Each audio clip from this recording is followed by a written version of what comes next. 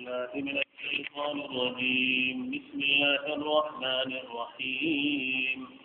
وما قدر الله حق قدره إذ قالوا ما أنزل الله على بشر من شيء قل من أنزل الكتاب الذي جاء به موسى نورا وهدى للناس تجعلونه قراطيس تبدونها وتخفون كثيرا وعلمتم ما لم تعلموا أنتم ولا آباؤكم قل الله ثم ذرهم في خوضهم يلعبون وهذا كتاب أنزلناه مبارك مصدق الذي بين يديه ولتنذر أم القرى ومن حولها والذين يؤمنون بالآخرة يؤمنون به وهم على صلاتهم يحافظون ومن أظلم ممن افترى على الله كذبا أو قال أوحي إلي ولم يوح إليه شيء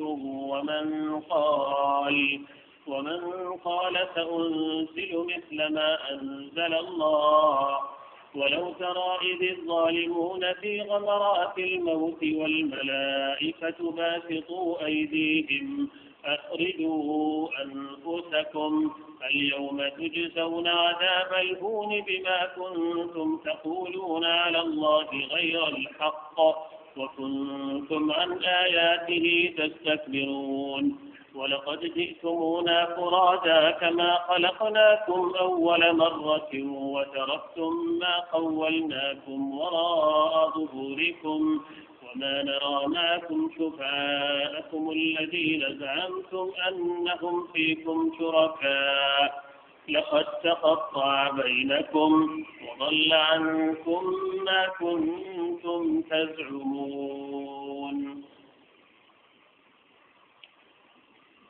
اس وقت جن آیتوں کی تلاوت کی گئی ہے سورہ الانعام کی آیت نمبر 91، 92، 93 اور 94، یعنی 4 آیتیں.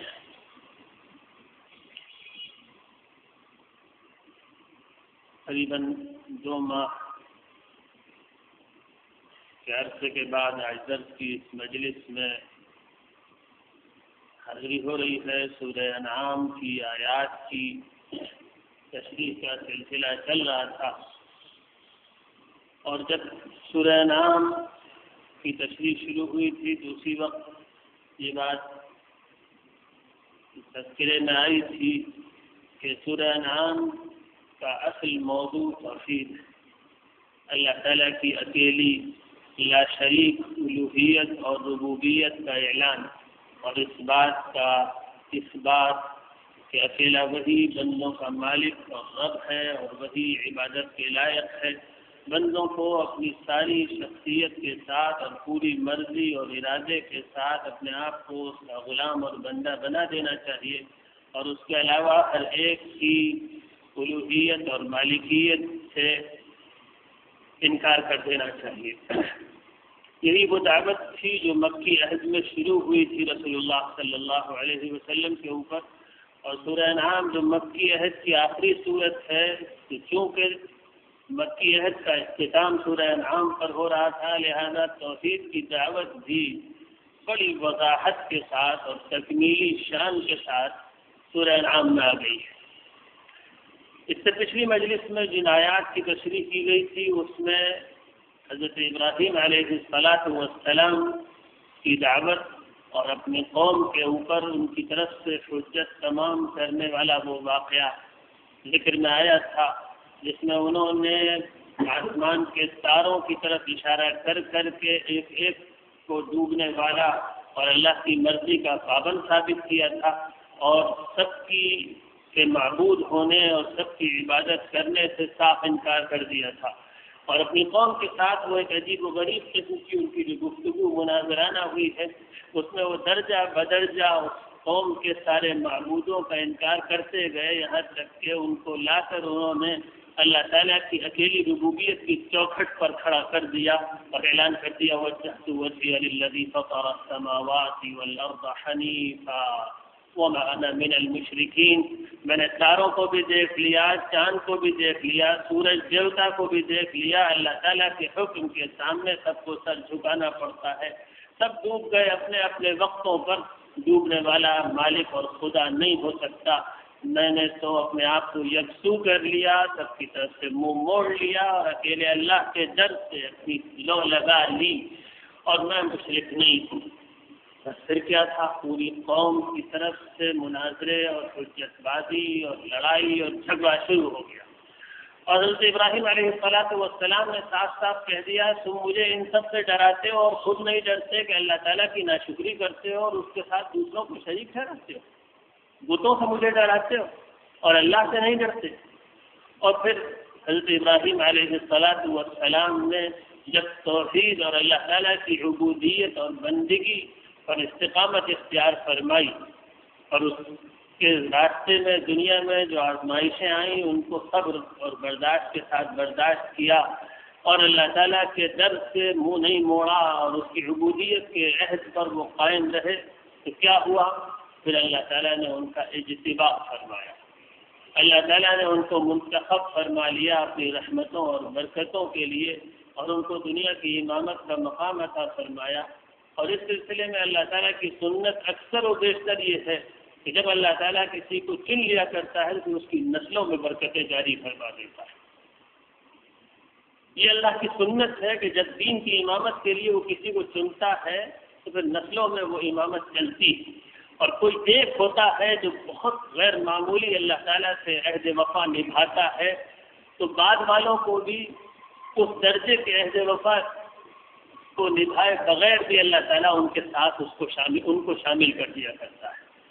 اور اس سنت کو قرآن مجید میں اللہ تعالیٰ نے تفصیل سے بیان کیا ہے، ان اللہ اصطفى آدم ونوحا وآل ابراہیم وآل عمران علی العالمین، اللہ تعالیٰ نے ابراہیم کی ذریت کو چن لیا، اور اس کے بعد عمران نامی نبی کی ذریت کو چن لیا اور ان میں نبوت کا سلسلہ چلا دیا۔ پھر ابراہیم علیہ السلام کی آل پر، ان کے خاندان پر جو رحمتیں ہوئیں، جو برکتیں ہوئیں، اور اللہ تعالیٰ نے اپنے دین کی امامت کے لیے، صلاح کے لیے، تقوی کے لیے، اپنے دین کو دنیا کو پہنچانے کے لیے ابراہیم کی اولاد کا جیسا انتخاب فرمایا، اس کی طرف اشارہ قرآن نے تفصیل کے ساتھ کیا، اور پھر کہہ دیا، اے محمد اگر ہدایت چاہتے ہو تو یہ سلسلہ جو صالحین کا ہے، انبیاء علیہ السلام کا تذکرہ کرنے کے بعد کہا گیا وَكُلٌّ مِّنَ الصَّالِحِينَ، كُلٌّ مِّنَ الصَّالِحِينَ، یہ جو سلسلہ صالحین کا ہے ان کے طریقے پر چلنا، أُولَٰئِكَ الَّذِينَ هَدَاهُمُ اللَّهُ فَبِهُدَاهُ مُقْتَدِرٌ۔ یہ مضمون گزشتہ مجلس میں بیان ہوا تھا۔ آج یہیں سے چونکہ بنی اسرائیل کے نبیوں کا تذکرہ آیا تھا، اصلاً سورت مکے میں نازل ہو رہی تھی اور اصلاً مخاطب مکے کے مشرک تھے، لیکن بنی اسرائیل کا تذکرہ آ گیا تھا سلسلہ ابراہیم علیہ السلام کی اولاد کے نبیوں کے سلسلے کے ذیل میں، تو یہیں پر بات روک کر بیچ میں ایک بات کہی گئی جو اس وقت بہت ضروری تھی اور حالات اس رہنمائی کا تقاضا کر رہے تھے۔ ہوا یہ تھا کہ شروع میں جب رسول اللہ صلی اللہ علیہ وسلم نے اپنی نبوت کا اعلان فرمایا اور دعوت دی مکے میں، تو پہلا رد عمل جو بنی اسرائیل اور یہود کی طرف سے آیا تھا وہ موافقت کا آیا تھا، اس لیے کہ خود بنی اسرائیل انتظار کر رہے تھے آخری رسول کا، اور خالی مدینے میں نہیں بلکہ پوری دنیا کے مختلف علاقوں میں ان کے علماء ان کو خبریں دے رہے تھے کہ ہماری کتابوں میں جو آثار اور قرائن بتائے گئے تھے اور جو نشانیاں بتائی گئی تھیں ان کے حساب سے یہ زمانہ وہی ہے جس میں آخری رسول کو آنا ہے۔ اور اتنا انتظار تھا بنی اسرائیل کو آخری رسول کا کہ دنیا کے مختلف علاقوں سے، اور خاص طور پر اپنا جو ان کا آبائی وطن تھا یعنی فلسطین اور کنعان، جو اس زمانے میں کنعان کہلاتا تھا، وہ ان علاقوں سے ہجرت کر اپنی کتابوں میں دیکھتے تھے کہ آخری رسول کے بارے میں کیا بتایا گیا ہے کہ وہ کیسے کیسے علاقے میں آئے گا، تو وہ اپنی کتابوں میں پاتے تھے کہ آخری رسول کی جو نشانیاں بتائی گئی ہیں ان میں ایک نشانی یہ ہے کہ وہ ارض سابقہ ذات نخلتین بین حبتین ہوگا، زمین اس شہر کی زمین شور ہوگی، اس کے دونوں طرف وولکینک پتھر ہوں گے جنہیں عربی میں حرہ کہتے ہیں، اور اس شہر میں کھجور کے باغات ہوں گے۔ اب بنی اسرائیل نے ایسی زمین اور ایسے علاقوں کو تلاش کرنا شروع کیا، اور کنعان کے علاقے سے ہجرت کر کے جزیرۃ العرب میں، جس کے بارے میں ان کی کتاب میں بتایا گیا تھا کہ آخری نبی یہاں پر آئے گا، انہوں نے ان سارے علاقوں میں اپنی آبادیاں جا کر ڈال دیں جن علاقوں کے بارے میں ان کا گمان ہوتا تھا کہ یہاں پر وہ علامتیں پائی جاتی ہیں جو آخری رسول کے آنے کے سلسلے میں ہماری کتابوں میں آئی ہیں۔ تیمہ ایسا ہی ایک شہر تھا جہاں یہ علامتیں پائی جاتی تھیں، فجر ایسا ہی ایک شہر تھا جہاں یہ علامتیں پائی جاتی تھیں، خیبر ایسا ہی ایک شہر تھا جہاں یہ علامتیں پائی جاتی تھیں، اور جناب یمامہ ایسا ہی ایک شہر تھا جہاں یہ علامتیں پائی جاتی تھیں، اور یثرب یعنی مدینہ ایسا ہی ایک شہر تھا جہاں یہ علامتیں پائی جاتی تھیں۔ تو انہوں نے اپنی آبادیاں، کچھ لوگ ہجرت کر کے مدینہ آ گئے، کچھ تیمہ آ گئے، کچھ فدق آ گئے، کچھ یمامہ پہنچ گئے، اور بھی جزیرۃ العرب کے اندر جہاں جہاں یہ علامتیں پائی جاتی تھی وہاں یہود ہجرت کر کے پہنچ گئے، اس انتظار میں کہ آخری رسول جب آئے تو ہمارے اندر سے آ جائے۔ تو جب رسول اللہ صلی اللہ علیہ وسلم نے اپنی نبوت کا آوازہ لگایا تو یہ وہ وقت تھا جب بنی اسرائیل خود منتظر تھے، ان کی مجلسوں میں آخری رسول کا انتظار ہو رہا تھا، ان کے علماء اپنے وعظوں میں اس کا تذکرہ کر رہے تھے، تو لوگ گوش بر آواز سے کہ ادھر سے اس نبی کی آواز بلند ہو اور ہم لپک کر لگ بیٹھتے ہیں۔ تو رسول اللہ صلی اللہ علیہ وسلم نے جب نبوت کا اعلان کیا تو اطراف عرب میں جو یہودی قبائل تھے ان کی طرف سے پہلا رد عمل جو آیا وہ تصدیق کا آیا۔ ہاں، ہماری کتابوں کے اعتبار سے یہ رسول سچا معلوم ہوتا ہے۔ اور پھر رسول اللہ صلی اللہ علیہ وسلم نے جب دین کی دعوت دی اور وہ خالص توحید کی دعوت دی تو یہودیوں نے تصدیق کی کہ ہاں یہ وہی دعوت ہے جو اللہ کے نبی ہر زمانے میں لے کر آئے ہیں۔ لیکن جیسے جیسے رسول اللہ صلی اللہ علیہ وسلم کی نبوت کی دعوت آگے بڑھتی گئی اور لوگ اسلام قبول کرتے گئے تو سیناریو واضح ہوتا گیا اور منظر یہود کو نظر آتا گیا کہ ہم جو چاہتے تھے کہ آخری رسول ہمارے بیچ میں سے آئے اور سیادت اور سرداری پھر سے ہمیں کو مل جائے، یہ تو کچھ اور ہونے جا رہا ہے۔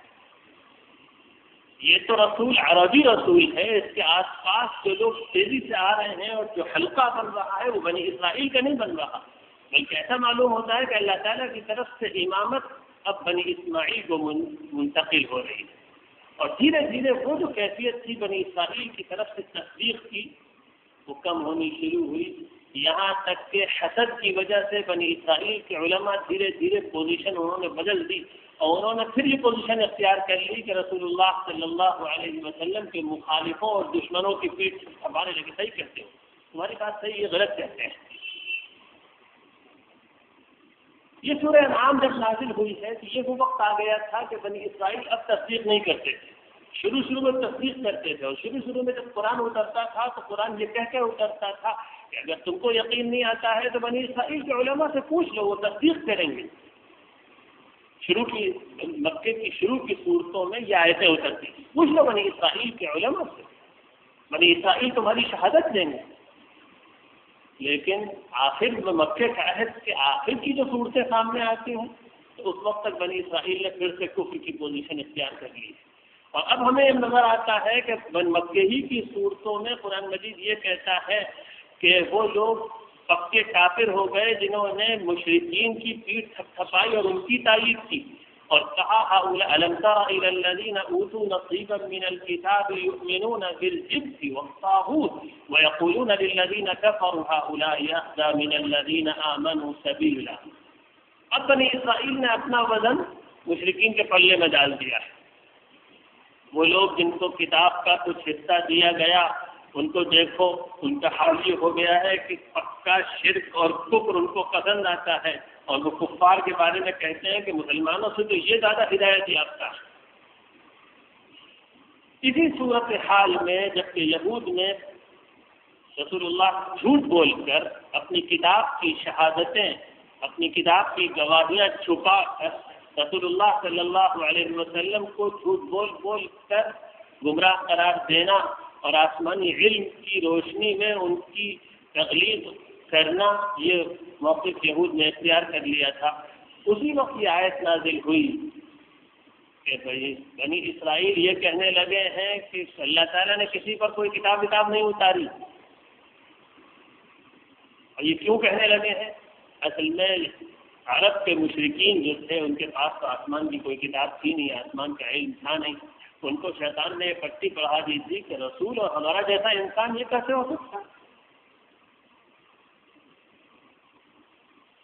فبعث اللہ بشرا رسولا، ارے انسان اور رسول بھیجنا تھا تو کوئی فرشتہ آتا، ہم میں کا ایک انسان اور رسول ان کی سمجھ میں نہیں آتا تھا۔ بنی اسرائیل یہ کیا کرتے تھے، اور خاص طور پہ یہود کے علماء کہ بجائے اس کے کہ سچی بات پوری کہیں، بات گول مول کہہ کے چاہتے یہ تھے کہ ہم ایسی گول مول بات کہیں کہ بنی کے مشرکین مکہ اپنے کفر پر باقی رہیں۔ اور مشرکین مکہ کا مسئلہ یہ تھا کہ ان کے ذہن میں یہ بات بیٹھی ہوئی تھی کہ آسمانی علم یہود کے پاس اور بنی اسرائیل کے پاس ہے، لہٰذا جب بھی ان کو رسول اللہ صلی اللہ علیہ وسلم کی شخصیت اور آپ کی نبوت اور اسلام کے بارے میں دل میں کچھ خلش ہوتی تھی اور وہ تردد میں ہوتے تھے تو وہ بنی اسرائیل کے پاس آ کر مشورہ مانگا کرتے تھے کہ بھائی تمہارے پاس تو آسمانی کتابیں نہیں ہیں، تمہارے خاندان میں تو علم دین کا سلسلہ رہا ہے، تم تو علماء ہو، ذرا بتاؤ ان صاحب کے بارے میں کیا خیال ہے؟ تو بنی اسرائیل جانتے تھے کہ ان لوگوں کو یہ بات سمجھ میں نہیں آ رہی ہے کہ ایک انسان رسول کیسے ہو سکتا ہے، تو وہ ان کی ہاں میں ہاں ملاتے، تم کوئی بات نہیں کرتے ہو، اللہ تعالیٰ نے انسان پر کبھی کوئی کتاب نہیں اتاری۔ اور اتنا بڑا جھوٹ بولتے تھے کہ یہ تک نہیں سوچتے تھے کہ ان کا دین تو قائم اسی بات پر ہے کہ موسیٰ پر کتاب اتری، داؤد پر کتاب اتری، سلیمان پر کتاب اتری، اسی رسول بنایا اللہ تعالیٰ نے ان کو، یہی تو ان کا دین ہے۔ لیکن اس درجے حقیقت چھپانے میں وہ اندھے ہو گئے تھے حسد میں کہ وہ یہ تک کہہ دیتے تھے کہ ما انزل اللہ علی بشر من شیء، اللہ تعالیٰ نے انسانوں پر کبھی کوئی کتاب نہیں اتاری۔ قرآن کہتا ہے وما قدر اللہ حق قدره اذ قالوا ما انزل اللہ علی بشر من شیء۔ ان بنی اسرائیل نے اللہ تعالیٰ کی عظمت کو ٹھیس پہنچائی اور اللہ تعالیٰ کا قدر احترام نہیں کیا، اس کی عظمت کو نہیں پہچانا جب انہوں نے یہ کہا کہ اللہ نے کسی انسان پر کتاب نہیں اتاری، اللہ نے کسی انسان کو رسول نہیں بنایا۔ یعنی قرآن یہ کہتا ہے کہ یہ خیال کرنا کہ اللہ تعالیٰ اس دنیا میں انسانوں کو بھیجے اور پھر ان کی ہدایت کا انتظام نہ فرمائے، یہ اللہ تعالیٰ کے ساتھ بدگمانی اور اس کے احترام کے خلاف۔ اگر اللہ تعالیٰ حکیم ہے، اگر اللہ تعالیٰ علیم ہے، اگر اللہ تعالیٰ اچھی صفات رکھنے والا ہے تو اس کی اچھی صفات کا، اس کی صفات حسنہ کا یہ تقاضا ہے کہ اگر انسانوں جیسی سمجھدار اور عقل رکھنے والی مخلوق کو اس نے پیدا کیا ہے تو پھر ان کی ہدایت کا انتظام بھی کرے۔ وما قدر اللہ حق قدر، انہوں نے اللہ تعالیٰ کی قدر نہیں کی، اس کا احترام نہیں کیا جاتا کہ اس کے احترام کا حق ہے جب انہوں نے یہ کہا کہ اللہ تعالیٰ نے کسی انسان پر کبھی کچھ نہیں اتارا۔ ذرا پوچھو ان سے قل من انزل الکتاب الذی جاء به موسیٰ، پوچھو ان سے بنی اسرائیل سے اس کتاب کو کس نے اتارا تھا جو موسیٰ لے کر آئے؟ تم یہ کہتے ہو کسی انسان پر اللہ نے کبھی کوئی کتاب نہیں اتاری، ذرا بتاؤ موسیٰ جو کتاب لے کر آئے تھے وہ اللہ نے نہیں اتاری تھی، شیطان نے اتاری تھی؟ کس نے اتاری تھی وہ کتاب؟ موسیٰ لے کر آئے تھے اس کتاب کو، وہ سراپا نور تھی، وہ سراپا ہدایت تھی۔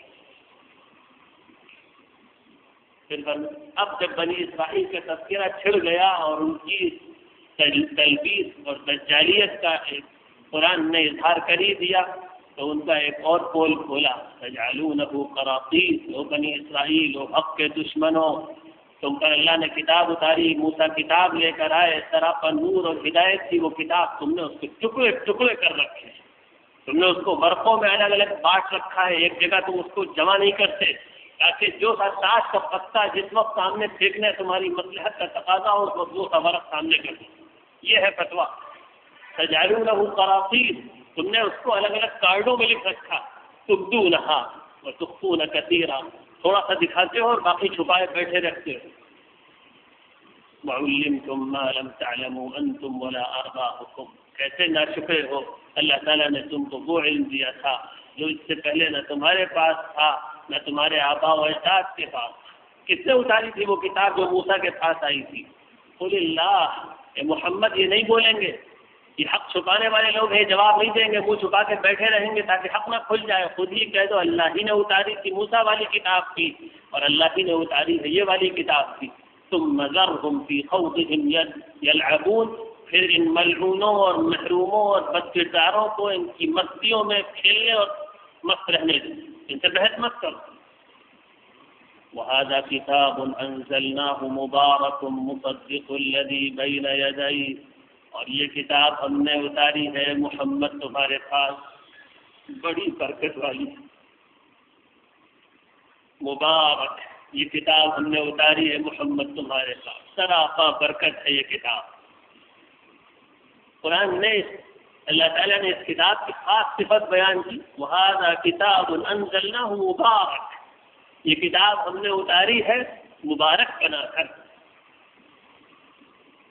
مصدق الذی بین یدیہ، یہ جو پچھلی کتاب آئی تھی اور اس میں جو پیشین گوئیاں تھیں کہ آخری کتاب ایسے ایسے اترے گی اور آخری رسول ایسے ایسے علاقے میں ایسے ایسے زمانے میں آئے گا اور اس کا جسم ایسا ہوگا اور اس کے یہاں پر مہر نبوت ہوگی اور ایسا کرے گا اور ایسا کرے گا، ایک ایک پیشین گوئیوں کو سچ کر دکھانے والا رسول اور ایک ایک پیشین گوئی کو سچ کر دکھانے والی کتاب ہے یہ بنی اسرائیل کتنی نشانیوں کی سب کو جھٹلائیں گے. ان کے پاس جو کتاب تھی اس میں جو پیشین گوئیاں موجود تھیں، یہ کتاب اور یہ رسول ان پیشین گوئیوں کو سچ کر دکھاتے ہوئے اور ان پیشین گوئیوں کے عین مطابق چلے آئے،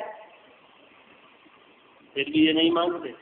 اس کتاب کو نازل کرنے کا مقصد یہ ہے کہ مکے والوں کو اور مکے کے آس پاس جو لوگ ہیں اور پوری دنیا والوں کو ڈرا دیا جائے اللہ کے عذاب سے. یہ اس لیے یہ کتاب نازل ہوئی. والذین یؤمنون بالآخرۃ یؤمنون بہ، اور جو لوگ آخرت پر ایمان رکھتے ہیں، یعنی بنی اسرائیل میں سے جو لوگ واقعی آخرت کے دن سے ڈرنے والے ہیں وہ اس کتاب پر ایمان لے آتے ہیں. اور جو ایسے شقی القلب ہیں، دل کے سخت ہیں، آخرت سے بے خوف ہیں، وہ ایمان نہیں لاتے صرف اپنے دنیا کے مفادات کے لیے اور دنیا میں اپنے قومی تعصب کی وجہ سے. اور جو لوگ ایمان لاتے ہیں وہ اس لیے ایمان لاتے ہیں کہ وہ آخرت پر ایمان رکھتے ہیں اور نمازوں کے پابند ہیں. یہ دو آیتیں، ان پر ذرا سی نظر دوبارہ ڈالتے ہیں. پہلی بات ان آیتوں سے معلوم ہوتی ہے کہ بنی اسرائیل کے علماء کو جس چیز نے اللہ کے آخری رسول پر ایمان لانے سے روک دیا اور ان کو کفر کے گڑھے میں جا ڈالا، باوجود اس کے کہ وہ اس رسول کا پہلے سے انتظار کر رہے تھے، وہ ناواقف نہیں تھے، ان کی کتاب میں شہادتیں اور گواہیاں موجود تھیں، نشانیاں موجود تھیں، اور وہ اپنی کتاب کی روشنی میں یقینی طور پر رسول کو پہچان رہے تھے. اس کے باوجود اس چیز نے ان کو گمراہ کر دیا، حق کے راستے سے دور کر دیا اور کفر کے گڑھے میں لے جا ڈالا. وہ چیز حسد تھی. تعصب اور حسد وہ چیز تھی جس نے ان کو ایمان سے محروم کیا اور ہمیشہ کے لیے جہنم میں پہنچا دیا، باوجود اس کے کہ وہ آخرت پر ان کا عقیدہ تھا، توحید پر ان کا عقیدہ تھا، اللہ کے رسول کی نشانیاں ان کے سامنے موجود تھیں. اس سب کے باوجود جس چیز نے ان کو جہنم میں پہنچا دیا وہ حسد اور تعصب. بہت ڈرنے کی ضرورت ہے. بسا اوقات ایسا ہوتا ہے کہ حسد اور تعصب انسان کو حق کے قبول کرنے سے رکاوٹ بن جاتا ہے. اور یہ چیز صرف بنی اسرائیل کے ساتھ پیش نہیں آتی، ہم لوگوں کے ساتھ بھی پیش آتی ہے. انسان کے دل کے اندر ناپاک جذبات بھی رکھے ہوئے ہیں، گندے جذبات بھی رکھے ہوئے ہیں اور اچھے جذبات بھی رکھے ہوئے ہیں. ایک طرف اس کا ضمیر اس سے کہتا ہے کہ مجھے حق بات ماننی چاہیے چاہے وہ جس کی زبان سے آئے، اور ایک طرف اس کے دل کے اندر چھپا ہوا شیطان اس سے کہتا ہے کہ فلاں صاحب یہ بات کہے، فلاں جماعت یہ بات کہے، فلاں گروہ یہ بات کہے، تو ہم کیوں مانیں؟ ہماری جماعت کیا ان سے کم؟ ہمارا گروہ کیا ان سے کم؟ ہم ان کی بات کیوں مانیں؟ بالکل یہی چیز تھی بنی اسرائیل کے اندر، اور اللہ تعالیٰ نے امتحان لینے ہی کے لیے دل کے اندر یہ جذبے بھی رکھ دیے ہیں اور خارج میں یہ صورتحال بھی رکھ دی۔ اللہ تعالیٰ نے امتحان لینے ہی کے لیے دنیا کے اندر یہ صورتحال اللہ تعالیٰ کریٹ کرتا ہے کہ انسان کو بسا اوقات یہ امتحان ہوتا ہے کہ وہ کس کی بات مانتا ہے، حق کی بات مانتا ہے یا اپنے نفس کی بات مانتا ہے۔ بھائی ہر آدمی کو اپنے دل کے اندر ہر وقت نگاہ رکھنی چاہیے، ہر آدمی کو اپنے دل کے اندر ہر وقت نگاہ رکھنی چاہیے کہ یہاں ہو کیا رہا ہے۔ حال یہ ہے کہ دنیا بھر میں نگاہ ڈالنے کی فرصت ہے ہم لوگوں کو، یہاں نگاہ ڈال لیں کیا کیا ہو رہا ہے، فلاں جگہ کیا ہو رہا ہے، فلاں جگہ کیا ہو رہا ہے۔ دوسروں کے دلوں اور ان کی نیتوں کے اندر گھسنے کی بھی ہم لوگوں کو فرصت ہے۔ اپنی نیت، اپنے قلب کے جذبات، اپنے دل کی حالت، اس طرف نگاہ ڈالنے کی بالکل فرصت نہیں۔ حضرت حسن بصری رضی رحمۃ اللہ علیہ کی ایک مرسل روایت آج ہی نظر سے گزری رسول اللہ صلی اللہ علیہ وسلم نے فرمایا، اے ایمان والے بندے اپنے دل کے حال پر نظر رکھا کرو، یہ بہت جلدی بدل جاتا ہے، یہ بہت جلدی بدل جاتا ہے۔ آدمی کو یہاں دیکھتے رہنا چاہیے کہ وہ جو کام کر رہا ہے کس لیے کر رہا ہے۔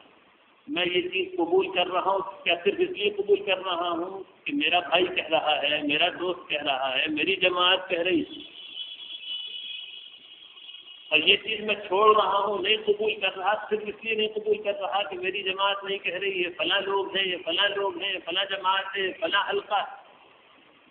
اور یا انسان صرف اللہ کا بندہ بن کر حق کا متبع ہے، حق کا طالب ہے، جہاں سے اس کو حق ملے، جہاں سے اس کو خیر ملے، وہ سوالی بن کر وہاں پہنچ جاتا ہے اور محتاج بن کر اس کو لے لیتا ہے۔ یہ ہے بندہ مومن کا کردار۔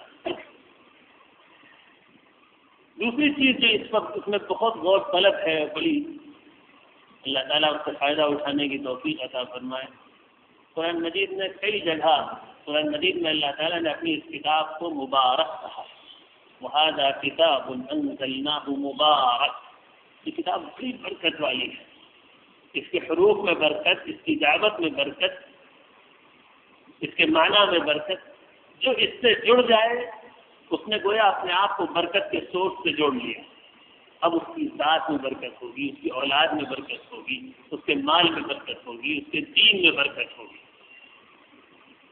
ہر چیز میں اس کی زندگی میں برکت ہوگی، اس کی صحت میں برکت ہوگی۔ یہ کتاب برکت والی ہے۔ اور برکت کا کیا مطلب ہوتا ہے؟ میں نے بہت چاہا کہ برکت کا کوئی ترجمہ دنیا کی کسی زبان میں مجھے مل جائے، ابھی تک تو نہیں ملا ہے۔ ڈاکٹر بیٹھے خیر بتا سکے۔ اضافہ اور برکت بھی کوئی الگ چیز ہے۔ برکت آپ جانتے ہیں بہت ایسا ہو سکتا ہے کہ بڑھوتری اور اضافہ بہت ہو اور برکت نہ ہو۔ اور میں یہ سمجھتا ہوں کہ برکت اصل میں چونکہ آسمانی مذہبوں کی اصطلاح ہے، لہذا صرف انہی زبانوں میں اس کا مفہوم ادا کرنے والا لفظ مل سکتا ہے جس میں اللہ کی کتاب اتری ہے۔ کسی اور زبان میں جس میں اللہ کی کتاب اور آسمانی علم نہ اترا ہو، برکت کا لفظ مل ہی نہیں سکتا۔ نہ اردو میں ہے، نہ ہندی میں ہے، نہ انگریزی میں ہے ہی نہیں۔ اس لیے دوسری زبانیں جانتی نہیں اس حقیقت کو کہ برکت ہے کیا چیز۔ برکت کا مطلب ہوتا ہے خالص نفع، اس میں نقصان کا کوئی پہلو نہ دنیا کا نقصان نہ آخرت کا نقصان۔ ایک چیز۔ دوسری چیز، جس چیز کا نفع زیادہ ہو وہ ہے چیز برکت والی، اور جس چیز کا حجم و میگنیچیوڈ زیادہ ہے، تعداد زیادہ ہے، لیکن اس کا نفع زیادہ نہیں ہے، وہ بالکل برکت والی نہیں۔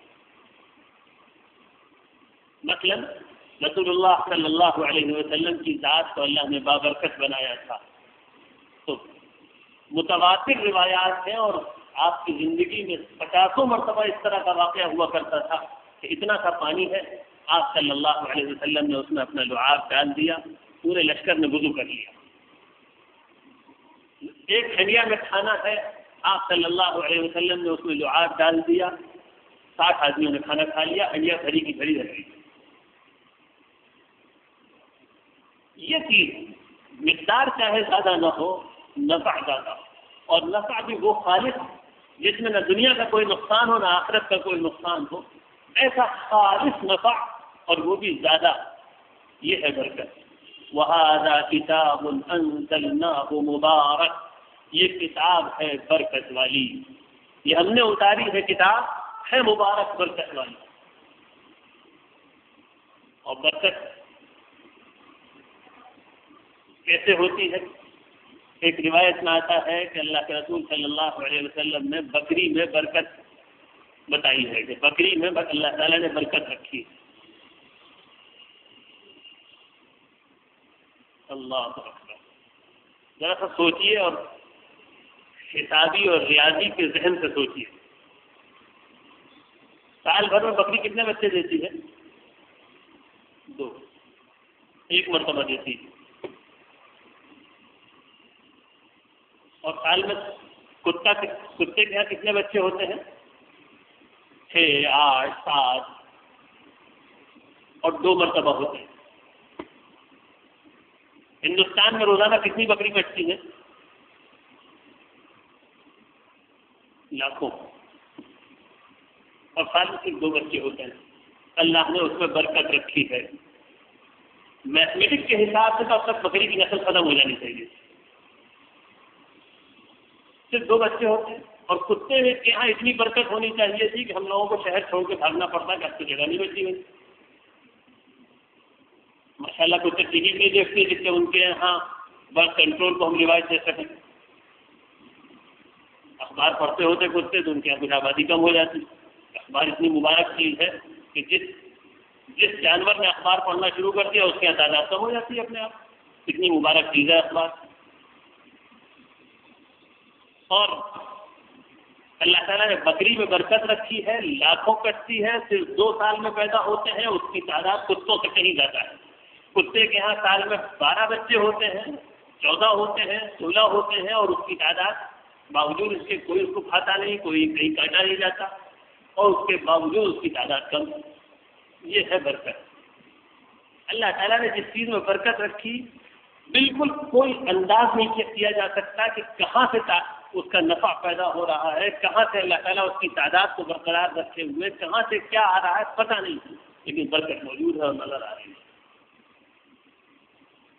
برکت جس چیز میں جڑ جائے، اولاد میں برکت یہ ہے کہ اولاد سے انسان کو جو نفع ہوتا ہے وہ ملے۔ اولاد سے نفع کیا ہوتا ہے؟ سب سے پہلا نفع انسان کو اولاد سے یہ ہوتا ہے کہ جس وقت بچہ پیدا ہوتا ہے اس کی محبت سے دل ٹھنڈا ہو جاتا ہے، انسان کے غم بھول جاتے ہیں، اور پھر جب بچے بڑے ہوتے ہیں تو وہ خدمت کرتے ہیں، کام آتے ہیں۔ اولاد کی برکت یہ ہے کہ اللہ تعالیٰ اولاد دے اور اس سے انسان کا دل کو بھی سکون ملے، اور اس کو جب خدمت کی ضرورت ہو تو اولاد خدمت بھی کرے، اور اولاد کے ذریعے اس کی دنیا کی زندگی آسانی سے بھی گزرے، اور دنیا اور آخرت دونوں میں اللہ تعالیٰ عزت نصیب کرتا ہے۔ یہ ہے اولاد کی برکت۔ دنیا اور آخرت دونوں میں ترقی درجات کا ذریعہ بنتی ہے وہ اولاد۔ اور جب برکت مقصود نہیں رہتی، پیسہ مقصود رہتا ہے، تو اللہ تعالیٰ 5 بچے دیتا ہے، اور پورے صاحب اور پوریا صاحبہ گاؤں میں رہتی ہیں، اور ایک بچہ وہ سوئٹزرلینڈ میں، دوسرا والا وہ امریکہ میں، بہت اچھی جاب ہے اس کی، بہت اچھا پیکیج ہے، اور تیسرا والا صاحب وہ جرمنی میں ہے۔ سنا تو تھا پچھلے سال کے وہ کہیں اور چلے جائیں گے، اس کے بعد ان کا کوئی فون نہیں آیا آپ کا اماں کے پاس۔ اور چوتھے والے ہاں وہ بھی ہے سعودی عرب میں ہے، ماشاء اللہ سال میں 2 عمرے کرتے ہیں۔ ابا کے پاس آ جاتے ہیں 3-4 سال میں 2-3 دن کے لیے۔ اور پانچویں والے مدراس میں ہیں، لیکن بہت بزی ہیں، اتنا بڑا بزنس ہو گیا ہے کیا کریں۔ فیض آباد میں ابا رہتے ہیں، اماں رہتے ہیں، وہ بوڑھے ہو گئے ہیں، لیکن ان کا بزنس اتنا بڑا بیچاروں کے پاس فرصت ہی نہیں ہے۔ ہاں پیسے مقصود تھے، اللہ تعالیٰ نے اولاد کو پیسے بہت دے دیے، اس لیے کہ ابا اماں نے اولاد کی تربیت جب کی تھی تو صرف پیسہ اورینٹڈ تربیت تھی۔ بچے ہر وقت کیریئر کا تذکرہ، ہر وقت جاب کا تذکرہ، ہر وقت بزنس کا تذکرہ، اور سامنے ٹی وی رکھا ہوا جو صبح شام وجہ للمال، کی تصریح پڑھتا ہے کہ میں نے تو صرف پیسے کو مقصد بنانا ہے. ابا اماں نے یہ تربیت کی تھی، اللہ تعالیٰ نے بالکل کوئی ناانصافی نہیں کی. انہوں نے جو مقصد بنایا تھا اللہ نے بھرپور دیا. برکت کو انہوں نے مقصد نہیں بنایا تھا، برکت نہیں حاصل. برکت والا بچہ ہوتا ہے تو دنیا میں بھی کام آتا ہے اور آخرت میں بھی کام آتا ہے. مجھ سے ایک عالم نے مجھ سے کہا کہ میں نے اپنی زندگی میں انشاءاللہ یقیناً میں نے اپنی زندگی میں یقیناً کروڑوں مرتبہ اپنے والدین کے لیے مغفرت کی دعا کی ہوگی، کروڑوں مرتبہ. اور پہلے اس میں والدہ نہیں، اس لیے کہ میں اس سے بیٹھتے ہر وقت یہ دعا پڑھتا رہتا ہوں، رب اغفر لی ولی والدی، اے اللہ میری مغفرت فرما دیجیے اور میرے والدین کی مغفرت فرما دیجیے. کہنے لگے میری والدہ 8 سال کی عمر میں مجھ کو چھوڑ کے چلی گئی تھی، میرے والد صاحب کے انتقال کو بھی 40 سال تقریباً ہو گئے ہیں. میں نے کروڑوں مرتبہ یہ دعا پڑھی ہوئی. برکت یہ ہے. برکت کسے کہتے ہیں؟ ایک واقعہ سنا دوں. حضرت مولانا منظور نعمانی رحمۃ اللہ علیہ کے والد صاحب ایک بڑے تاجر تھے اس زمانے کے، اور کچھ اس طرح کی ان کی شخصیت تھی کہ ان کو اپنے علاقے میں بڑی حیثیت حاصل تھی. انگریز کلیکٹر ان کا اچھا دوست تھا اور اکثر آیا کرتا تھا ان کے پاس. اس نے دیکھا مولانا منظور نعمانی کو بالکل نوجوانی میں یا بچپن میں، محسوس کیا بچہ بہت ذہین ہے. پوچھا کیا پڑھ رہا ہے؟ تو انہوں نے کہا کہ اس سال اس نے 7واں کر لیا ہے اسکول میں، اب میں اس کو مدرسے بھیجنے جا رہا ہوں. تو اس کلیکٹر نے کہا کہ مجھے ابھی انڈیا میں 12 سال اور رہنا ہے، تم ایسا کرو کہ اس بچے کو کسی طریقے سے جلدی سے مڈل کرا دو. 8ویں میں اس وقت مڈل ہوا کرتا تھا. مڈل کرا دو، پھر مجھے میرے حوالے کر دینا، میں اس کو فوراً ڈائریکٹ فلاں عہدے پر اس کو متعین کر دوں گا اور اپنے سامنے ہی اس کو ڈپٹی کلیکٹر بنا کر جاؤں گا. اور اس زمانے میں ڈپٹی کلیکٹر وہ سب سے اونچی پوسٹ ہوا کرتی تھی جو کسی انڈین کو ملا کرتی تھی، اس لیے کلیکٹر سب انگریز ہوا کرتے تھے. تو مطلب جو ملک کے اندر ہائیسٹ پوسٹ ہو سکتی تھی، اس نے وعدہ کیا کہ تم بس 1 سال میں مڈل کرا دو، میں ان کو ڈپٹی کلیکٹر بنا کر جاؤں گا. تو حاجی صاحب مرحوم نے، صوفی صاحب کہلاتے تھے وہ، صوفی احمد حسین صاحب، صوفی صاحب مرحوم نے بڑی سادگی سے جواب دیا. ان کا نام بھی انگریز افسر کا نام بھی لکھا ہے، یادداشت مجھے یاد نہیں آ رہا ہے اس وقت. ان سے جواب دیا ڈبلیو ایرونگ. ایرونگ، جب تک میں زندہ ہوں مجھے اس کی توقع ہے کہ مجھے اس سے مال لینے کی ضرورت نہیں پڑے گی، بلکہ میں ہی اس کو کھلاتا رہوں گا. جب تک میں زندہ ہوں جب تک تو میں ہی اس کو کھلاتا رہوں گا، مجھے اس کی امید ہے. البتہ مجھے اس کی ضرورت جب ہوگی جب میں قبر میں چلا جاؤں گا. میں اس کو وہ علم پڑھوانا چاہتا ہوں جس کے بعد یہ میری قبر میں کام آئے. وہ عیسائی تھا، بہرحال ان چیزوں کو سمجھنے والا تھا، سمجھ گیا وہ، لیکن اس کو اصرار اس کا جاری رہا کہ کیا بلا وجہ کی باتیں کرتے ہو، اس کو مڈل کرا دو، میں اس کو ڈپٹی کلیکٹر بنا جاؤں گا. مولانا خود فرماتے ہیں کہ جس وقت یہ گفتگو ہو رہی تھی میں خود وہاں موجود تھا. مجھے اپنے ابا کی یہ بات بڑی بری لگ رہی تھی کہ یہ تو صاحب مجھے ڈپٹی کلیکٹر بنا رہے ہیں اور ابا جان کہہ رہے ہیں کہ مجھے اس کو ملا جی بنانا. لیکن یہ بتائیے کہ جو والد صاحب اور صوفی جی کے کام کیا آیا؟ ڈپٹی کلیکٹر بنتے تو ظلم میں حصے دار بنتے، رشوتیں لیتے، ناجائز زندگی گزارتے. ان کی اولاد میں پتہ نہیں دین بچتا یا نہ بچتا، کیا ملتا ان کو. اور نہ جانے صوفی جی کو اس واقعے کے بعد اللہ تعالیٰ کی طرف سے کیا کیا مل گیا ہوگا، ان کی اس نیت پر ہی اللہ نے کیا عطا فرما دیا ہوگا.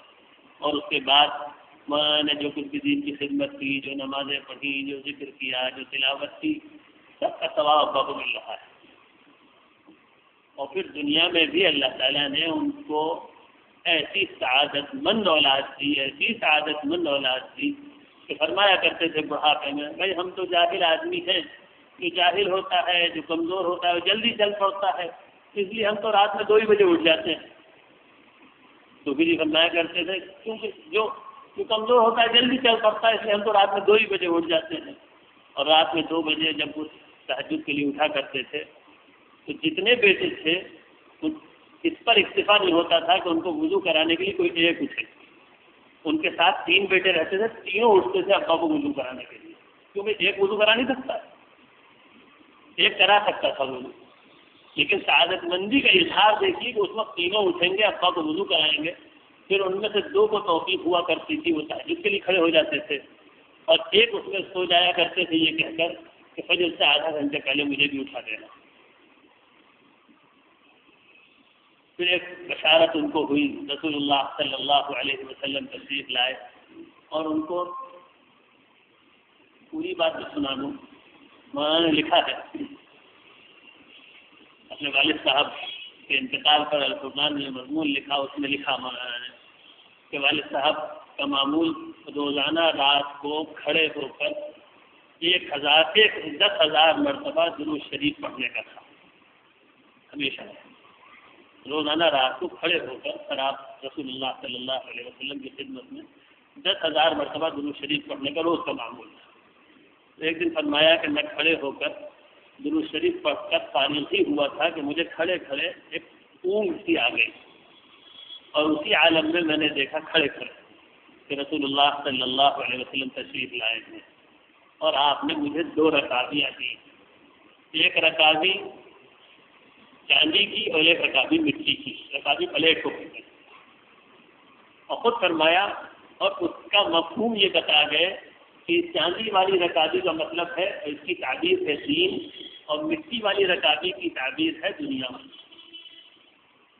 اور پھر فرمایا تو کتاب نے کہ میں اس کا مطلب یہ سمجھتا ہوں کہ اللہ تعالیٰ میری اولاد کو دین بھی عطا فرمائے گا اور ضرورت کے بقدر دنیا بھی عطا فرمائے گا، اور ایک تو ان میں کوئی بہت ہی اونچی شان والا ہوگا۔ یہ بات صوفی صاحب نے سنائی۔ الحمدللہ دین کا حال تو کوئی خاص نہیں ہو سکا، جو بڑے تھے ان کے یہاں تو تھا اچھا حال، اب تو ایسے ہی خراب سا حال ہے، لیکن الحمدللہ خاندان میں ضرورت مند کبھی کوئی نہیں ہوتا ہے۔ ان کی اولاد میں جس کی تعداد اس وقت تقریباً 200 ہوگی، ضرورت مند کوئی نہیں ہوتا ہے۔ ہاں ایک ہے بات، ایک چیز مشاہدے میں ہے، ان کی اولاد میں جو راستے سے ہٹتا ہے، گڑبڑ سڑبڑ کام کرتا ہے، اللہ کو بھول جاتا ہے، دنیا ہی میں اللہ تعالیٰ 2 چیزیں اس پر ضرور مسلط کرتا ہے۔ ایک تو یہ کہ پھر دین کے اعتبار سے بہت برا حال ہو جاتا ہے، مثالیں سامنے، ایک تو یہ کہ دین کے اعتبار سے بہت برا حال ہو جاتا ہے، اور یہ اکثر ہوتا ہے، اللہ تعالیٰ جن کو نوازتا ہے پھر اگر وہ بے وفائی کرتے ہیں تو سزا بھی سخت ملتی ہے، تو ڈرنے کی بھی بات ہوتی ہے۔ اور دوسرا یہ کہ اس کے اوپر پھر قرض بہت ہو جاتا ہے، اور بہت سے ایسے ہوتے ہیں جن کو توبہ وغیرہ نصیب بھی ہو جاتی ہے، اور بعض ایسے ہوتے ہیں کہ نہیں نصیب ہوتی۔ تو بھائی یہ کہنے کا حاصل یہ تھا کہ یہ قرآن یہ تو اللہ تعالیٰ نے برکت والی کتاب بنائی ہے، اور برکت والی کتاب کا مطلب صرف یہ نہیں ہے کہ خالی تلاوت کر لی جائے، یقیناً تلاوت بھی بڑی برکت والی چیز ہے، قرآن سے رشتہ جوڑا جائے، اور رشتہ جوڑنے کا مطلب یہ ہے کہ اس پر عمل بھی کیا جائے، اس کے پیغام کو بھی سیکھا جائے، اس سے محبت رکھی جائے، گھر کے اندر قرآن کا ماحول ہو، بچوں کو قرآن پڑھایا جائے، قرآن سے محبت ان کے اندر پیدا کی جائے، یقیناً بالکل مشاہدہ، اس کے خلاف آپ کو ایک مثال نہیں ملے گی، مشاہدہ ہے کہ جہاں یہ بات ہوتی ہے اللہ تعالیٰ برکت نصیب ضرور فرماتا ہے۔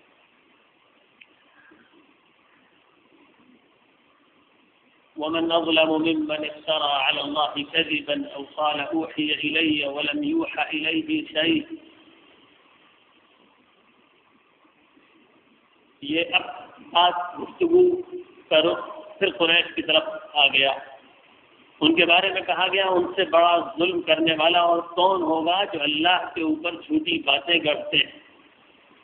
اللہ کے اوپر جھوٹی باتیں گڑھنے کا مطلب یہ ہے کہ جھوٹا دین بنا کر پیش کرتے ہیں، اس لیے کہ دین اللہ کی طرف سے، یہ کفار اور یہ مشرکین جو بتوں کی پوجا کرتے ہیں یہ اسی کو صحیح دین کہتے ہیں اور اسی کو اللہ کی طرف سے بتاتے ہیں.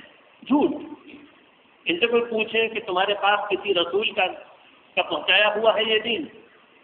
کیا یہ بت پرستی اور یہ شرک یہ اللہ تعالیٰ نے کسی رسول کے ذریعے تم تک پہنچائی ہے؟ نہیں. یہ اعتراف ہے. اور ایک عجیب بات یہ ہے کہ اللہ تعالیٰ نے شرک پر توحید کی حجت تمام کرنے کے لیے دنیا میں اس کا انتظام فرمایا ہے کہ اپنی کسی آسمانی کتاب میں اس نے شرک کی صریح دعوت کو نہیں گھسنے دیا. اور سارے مشرکین کو دنیا کے چاہے وہ کسی مذہب اور ملت سے تعلق رکھتے ہیں ان کو اس اعتراف پر مجبور کیا ہے کہ وہ شرک کے بارے میں یہ بات مان لیں کہ یہ آسمان سے نہیں آیا، یہ تو بس ایک روایت چلی آئی ہے اوپر سے ہمارے پوروجوں سے کہ لوگ ایسے ہی کرتے آئے ہیں، ورنہ ان کے پاس اس کے لیے کوئی دلیل نہیں ہوتی ہے. مشرکین مکہ بھی بس یہی کہا کرتے تھے وجدنا علیہا آباءنا، ہم نے اپنے آباء و اجداد کو اسی طرح پایا ہے. وہ یہ نہیں کہہ پاتے تھے کہ ابراہیم اور اسماعیل کا دین یہ تھا. عیسائی بھی یہ نہیں کہہ پاتے کہ حضرت عیسیٰ علیہ السلام اسی ٹرینٹی اور تثلیث کی دعوت دے کر گئے. وہ اعتراف کرتے ہیں حضرت عیسیٰ علیہ السلام کے زمانے میں ان تین کا کوئی وجود نہیں تھا. اعتراف. اور مسلمانوں کے مشرکین، مسلمان کہلانے والوں میں جو لوگ شرک کرتے ہیں، اللہ کے علاوہ دوسروں سے دعائیں مانگتے ہیں، نظریں چڑھاتے ہیں، وہ بھی یہ مانتے ہیں کہ قرآن میں کہیں نہیں کہا گیا ہے کہ اولیاء سے جا کر دعائیں مانگی جائیں اور ان پر نظریں چڑھائی جائیں اور ان کی قبروں پہ سجدہ کیا جائے. وہ یہ مانتے ہیں کہ قرآن اور حدیث میں ایسا کہیں نہیں ہے. ہمارے بزرگ کرتے چلے آئے. قرآن اللہ تعالیٰ نے اس معاملے میں حجت بالکل تمام کر دی ہے، کسی کے لیے شبہے کی اتنی سی گنجائش نہیں چھوڑی. کوئی جھوٹ بھی یہ بات نہیں کہہ سکتا کہ اللہ تعالیٰ نے یہ بات کہی. وَمَنْ أَظْلَمُ مِمَّنِ افْتَرَىٰ عَلَى اللَّهِ كَذِبًا، اس سے زیادہ اپنے اوپر ظلم کرنے والا ناہنجار کون ہوگا جو جھوٹا دین گڑھے. اور یا جھوٹا دین گڑھنے والا کیسا ہوتا ہے؟ گویا کہ وہ ایسا ہوتا ہے کہ وہ یہ کہتا ہے کہ میرے اوپر وحی آئی، یا یہ کہتا ہے کہ میں خود خدا بن گیا اور میں جیسی چاہے کتاب بناؤں اللہ کی. جو لوگ اللہ کے دین میں تحریف کرتے ہیں، جھوٹا دین گڑھتے ہیں، ان کا انجام بہت خراب ہے. آگے ارشاد ہوتا ہے ان ایسے ظالموں کے بارے میں کہ جو لوگ جھوٹے فتوے دیں، غلط دین گڑھ کر لوگوں میں پھیلائیں، ان کے بارے میں ارشاد ہوتا ہے وَلَوْ تَرَىٰ إِذِ الظَّالِمُونَ فِي غَمَرَاتِ الْمَوْتِ. ظلم کرنے والے اپنے اوپر، گناہ کرنے والے وہ مجرم جو اللہ تعالیٰ کے باغی اور سرکش ہیں، کاش محمد تم دیکھو اس وقت ان کو موت آتی ہے. کاش دیکھو موت کے وقت ان کے اوپر کیسا عذاب ہوتا ہے. موت کے وقت ان مجرموں اور خدا کے باغیوں اور سرکشوں پر یہ عذاب ہوتا ہے کہ فرشتے جب ان کے اوپر آتے ہیں روح قبض کرنے کے لیے تو پہلے پٹائی کرتے ہیں. پہلے پٹائی کرتے ہیں. اسی دنیا کی زندگی سے عذاب شروع ہو جاتا ہے. آخرت کا عذاب مرنے کے بعد کی زندگی نہیں بلکہ اسی دنیا کی زندگی سے اور موت سے پہلے شروع ہو جاتا ہے. وہ لوگ جو گناہوں والی مجرمانہ زندگی گزارتے ہیں، اللہ تعالیٰ کے باغی رہتے ہیں، بھلا دیتے ہیں اللہ کو اور اس کے حقوق کو، جب ان کے اوپر فرشتے آتے ہیں اور تو وہ پہلے پٹائی کرتے ہیں. باسطوا ایدیہم، ہاتھ کھینچ کھینچ کے پٹائی کرتے ہیں. اور ایک اور جگہ ارشاد ہوا وَلَوْ تَرَىٰ إِذْ يَتَوَفَّى الَّذِينَ كَفَرُوا الْمَلَائِكَةُ يَضْرِبُونَ وُجُوهَهُمْ وَأَدْبَارَهُمْ. کاش تم لوگ دیکھتے ان ناہنجاروں اور اللہ کے باغیوں اور ظالموں کے اوپر جب فرشتے آتے ہیں روح قبض کرنے کے لیے تو چہرے پر پٹائی کرتے ہیں اور سرینوں پر اور کولوں پر پٹائی کرتے ہیں. اخرجوا انفسکم، لاؤ اپنی روح نکال کر دو.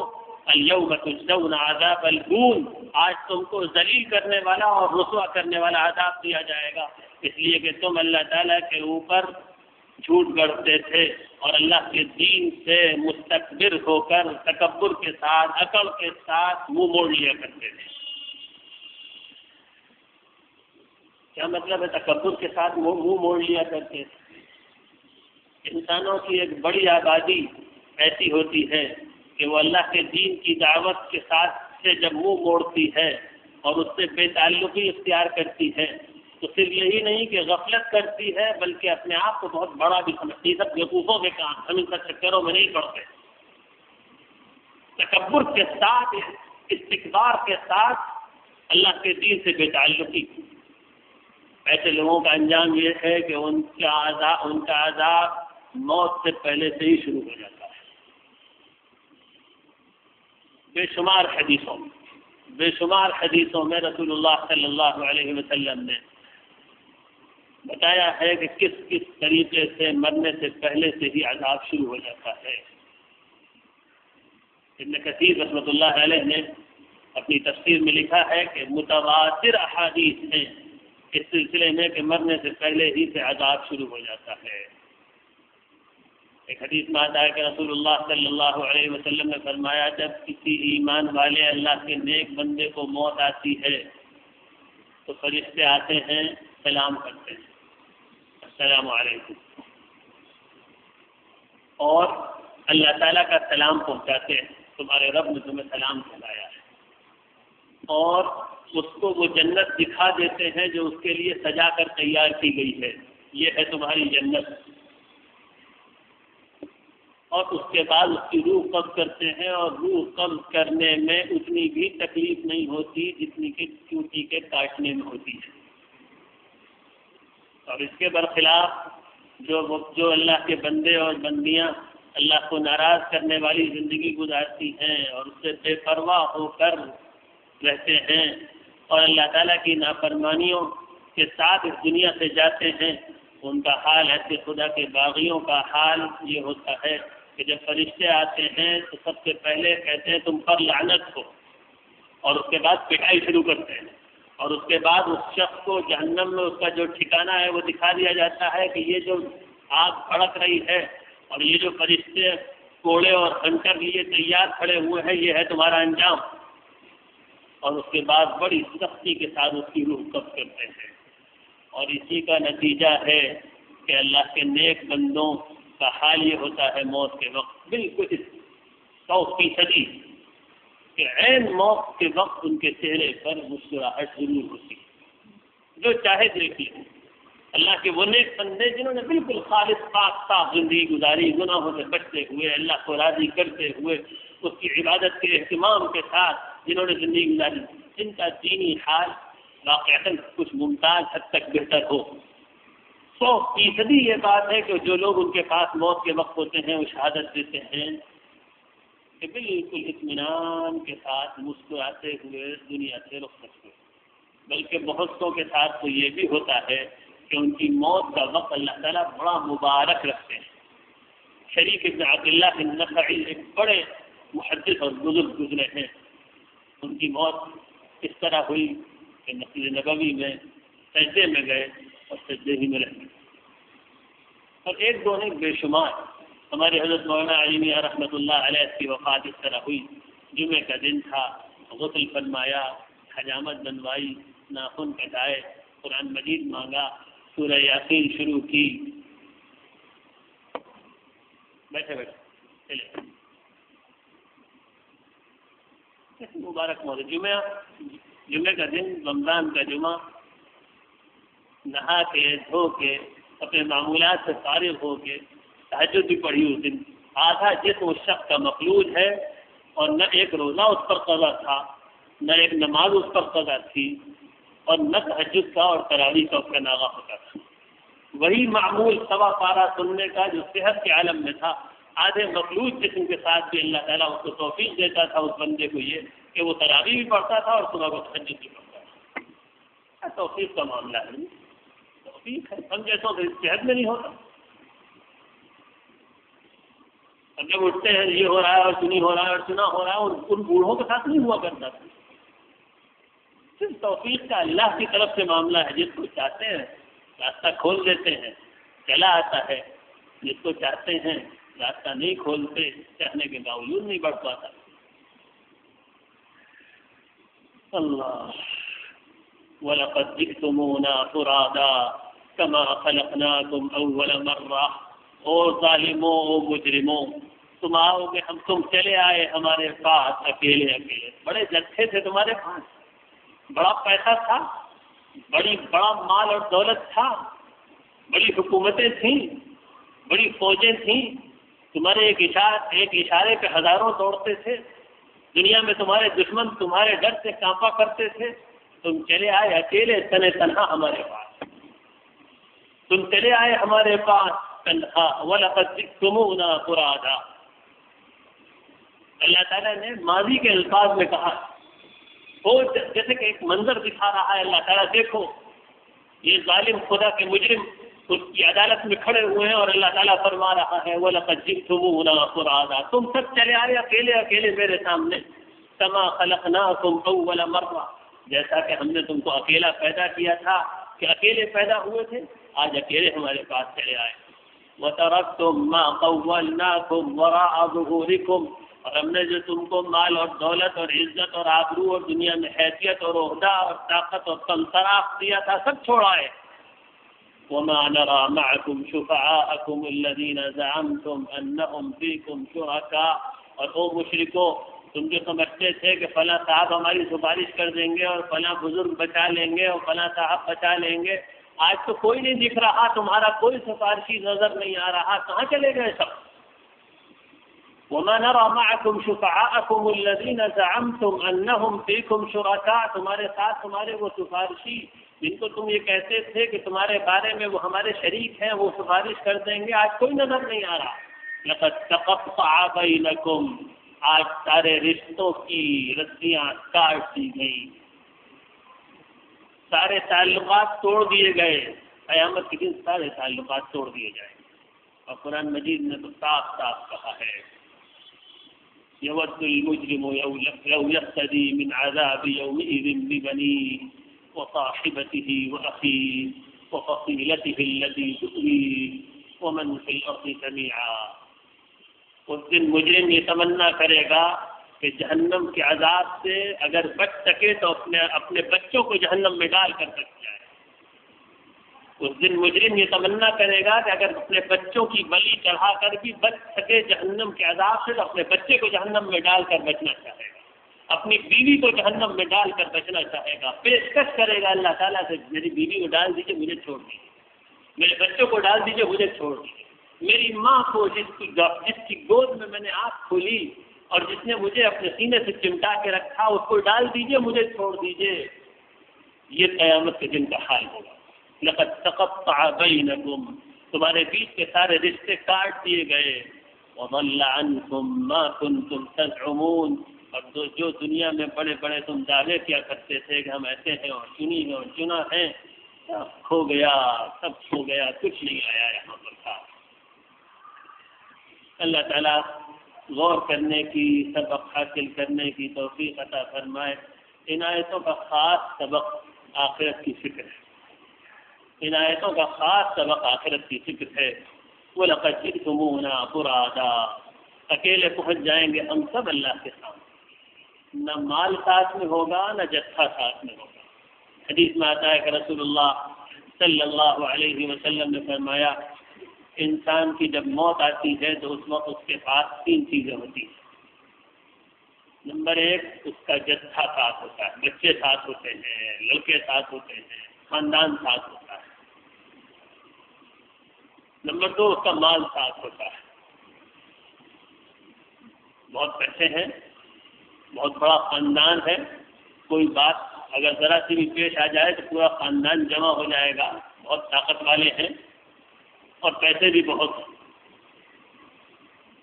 پیسہ تو فوراً ہی ساتھ چھوڑ دیتا ہے، جیسے ہی مرے پیسے نے ساتھ چھوڑ دیا ہے، لیکن خاندان والے، اولاد، رسول اللہ صلی اللہ علیہ وسلم نے فرمایا پیسہ تو فوراً ساتھ چھوڑ دیتا ہے، لیکن خاندان والے ساتھ دیتے ہیں، قبر تک لے جاتے ہیں، لیکن قبر میں رکھنے کے بعد پھر خاندان والے بھی واپس آ جاتے ہیں۔ بس ایک ہی وفادار ساتھی ہے، وہ تیسرا عمل ہے۔ تین چیزیں انسان کے ساتھ ہوتی ہیں زندگی میں، نمبر ایک مال، نمبر دو خاندان اور رشتے دار، اور نمبر تین عمل۔ مال موت کے ساتھ فوراً ہی ساتھ چھوڑ دیتا ہے، جیسے ہی موت آئی مال تو گیا ہاتھ۔ رشتے دار تھوڑا سا ساتھ نبھاتے ہیں، قبر تک ساتھ جاتے ہیں، لیکن وہاں سے وہ بھی واپس آ جاتے ہیں۔ پھر تیسرا ساتھی ہی باقی رہتا ہے اور وہ ہے عمل۔ ہم سب اللہ کے حضور میں تنہا حاضر ہیں۔ وہ مال جس کو کمانے میں ایڑی چوٹی کا زور لگاتے ہیں، وہ بھی ساتھ چھوڑ دے گا. وہ گھر جس کو بنانا پوری زندگی کی سب سے بڑی تمنا ہوتی ہے وہ بھی ساتھ نہیں رہے گا. وہ اولاد جس کے لیے ساری زندگی کی قربانیاں دیتے ہیں وہ بھی نہیں ساتھ جائے گا. وہ بیچارہ عملی ساتھ جائے گا جس کی کوئی فکر ہمیں نہیں. وہ بیچارہ عملی ساتھ جائے گا جس کی کوئی فکر نہیں. سب سے کم تعلق ہمیں اپنی زندگی میں جس چیز سے ہوا ذرا سا بہانا ہوا جماعت چھوڑ دی.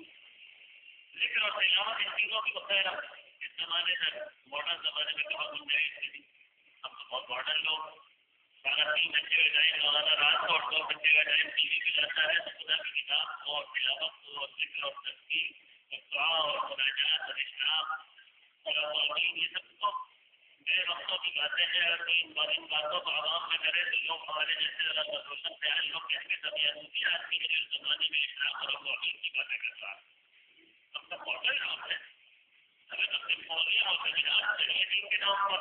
عمل تو ہمیں اس میں بھی نہیں چاہیے. سیمینار دین کے نام پر ہم کریں اس کا بڑا چیزیں ہے. تو یہ کہے کہ بھائی مولانا تو رکعت اسلام کی نماز پڑھ کر گھر سے نکلا کیجیے. اس لیے کہ رسول اللہ صلی اللہ علیہ وسلم نے حضرت ابو ہریرہ کو وصیت کی تھی کہ فجر کی نماز اور ظہر کی نماز کے بیچ میں بڑا وقت ہوتا ہے. بیچ میں 2 رکعت ضرور پڑھ لیا کرو. یہ سب باتیں پیارے وقتوں کس میں لگتی ہیں. عمل کی طرف دل نہیں آتا. شیطان باتیں بیانے میں لگا دیتا ہے. اخبار پڑھ لیں اس کو تبصرہ کر لیں. نئے زمانے کے حالات کا تبصرہ کر لیں. دوسروں کو کچھ الزامات دے لیں. قیادت کو پوچھ لیں. عمل ہم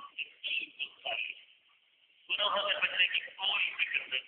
جو جس میں گناہ کرتا ہے اس میں گناہوں پر راضی ہے اور خوش ہے. جو گناہ کرتا ہے کبھی اس پر شرمندہ نہیں ہوتا. اپنے فکری مسئلہ جو میں نے شروع میں کہا تھا اپنے دل کے اندر جھانکنا, اپنا محاسبہ, اپنی نیت کا محاسبہ, اپنے تقوی کا امتحان, اپنے گناہوں کی فکر بالکل اس کا کھانا ہی ہماری زندگی میں بنے گا. مجھے تو شکر جو کرتا ہے کبھی شرمندہ ہو کر متفکر نہیں ہوتا کہ کیا وبال میری جان کو لگا ہوا ہے. جو بدنگاہی کا مریض ہے کبھی اس کو اس پر شرف نہیں آتی کہ کیسا لعنتی بنا مجھ کو لگا ہوتا ہے. وہ دل میں دیکھتا ہے کبھی اس کو اللہ اور اس کے رسول کے سامنے کھڑے ہونے کا وقت یاد نہیں آتا کہ جن ناپاک چیزوں کو میں دیکھتا ہوں گھر کے اندر لا کر پایا شرم بھی نہیں آتی. شرم بھی نہیں آتی. جو نماز جماعت سے نہیں پڑھتا اس کو کبھی خیال نہیں آتا کہ رسول اللہ صلی اللہ علیہ وسلم کو اس عمل سے اتنی نفرت تھی کہ آپ نہیں کہا کرتا تھا کہ جو لوگ جماعت سے نماز نہیں پڑھتے ہیں ان کا دوستوں ان کے گھروں سمیت جلا دیں. آپ فرمایا کرتے تھے کہ میرا جی چاہتا ہے کہ میں ایسے لوگوں کو ان کے گھروں سمیت جلا دوں جو نماز سے نماز نہیں گھروں سمیت جلا دوں. میں کبھی اپنے اوپر تو خاص کہتے ہیں لوگ تو کبھی شرمندگی ہوتی ہے. ہم جائیں گے اس وقت اللہ کے حضور میں کچھ نہیں ہوگا. یہی ہماری بدعمالیاں ساتھ میں ہوں گی کہ اللہ تعالیٰ نے اگر توبہ اور اصلاح کی توفیق دے دی اور ہم نے اپنی اصلاح کر لی تو انشاءاللہ ہمارے نیک اعمال ساتھ میں ہوں. اللہ تعالیٰ مجھے اور آپ کو سب کو توفیق عطا فرمائے. بھائیوں آخرت کے بارے میں ہم فکر کریں گے تب بھی آخرت اور مرحلہ پیش آنا ہے اور فکر نہیں کریں گے تب بھی مرحلہ پیش آنا ہے.